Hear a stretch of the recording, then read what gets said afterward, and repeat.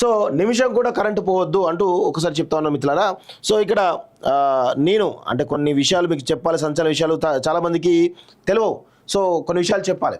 మొదట్లో 2023 డిసెంబర్లో కాంగ్రెస్ ప్రభుత్వం ఏర్పడిన తర్వాత ఈ ప్రభుత్వాన్ని అస్థిరపరచాలనేటువంటి ఒక దురుద్దేశంతో బీఆర్ఎస్ సంబంధించినటువంటి కొంతమంది కాలకేయులు, నేను కాలకేయులేని అని అంటాను, ఏమనుకోవద్దు, కాలకేయులు ఎవరైతే ఉన్నారో వీళ్ళు ఇక్కడ పవర్ని అంటే ఎక్కడైతే కరెంటు అంటే బీఆర్ఎస్ పార్టీ పోతే కరెంటు పోతుంది అనే కోణంలో చాలా రకాల అనుమానాలు ఉంటాయి కదా. సో అదే కోణంలో వర్షాలు పడుతున్నప్పుడు కానీ మిగతా సమయాల్లో కొంతమంది బీఆర్ఎస్ పార్టీకి సంబంధించినటువంటి నాయకులు ఎవరైతే ఉన్నారో ఏదైతే తీగలు ఎవరైతే ఉంటాయో కరెంటు తీగల పైన ఇష్టం వచ్చినట్టు వాటిని ఏది అస్థిరపరిచే ప్రయత్నం చేయడం కావచ్చు, లేకపోతే ట్రాన్స్ఫార్మర్స్ దగ్గర వాటిని ఇబ్బంది పెట్టే ప్రయత్నం కావచ్చు, ఇలా చాలా రకాల ప్రయత్నాలు చేసి కరెంటు పోవడానికి కారణమైనరు.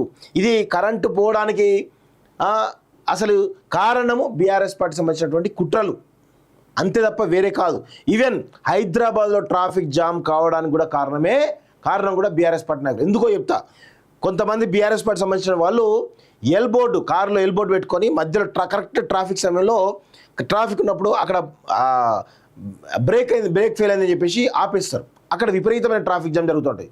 దాన్ని షూట్ చేసేసి సోషల్ మీడియా ప్రచారం చేసి ఇక కాంగ్రెస్ ప్రభుత్వం రాగానే బీఆర్ఎస్ ప్రభుత్వం పోగానే చూడండి ట్రాఫిక్ జామ్ ఎలా అయింది, అదేవిధంగా కరెంట్ ఎట్లా పోతుందో చూడండి అని అంటారు. మరి ఇప్పుడు ఎందుకో హైదరాబాద్లో ట్రాఫిక్ జామ్ ఎందుకో అయితలేదు, ఇప్పుడు ఎందుకో పవర్ కట్లు పోతులేవు ఎందుకో.